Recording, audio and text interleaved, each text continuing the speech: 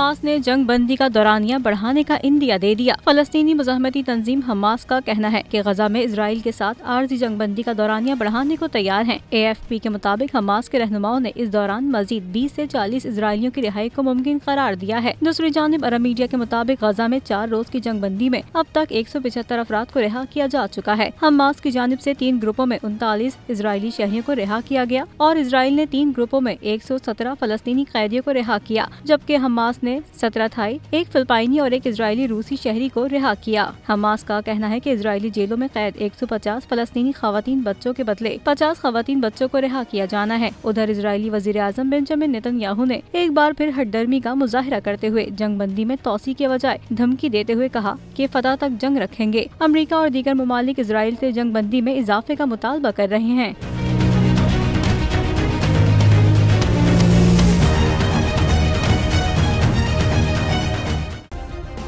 Subscribe करें और bell दबाएं ताकि कोई खबर रह न जाए।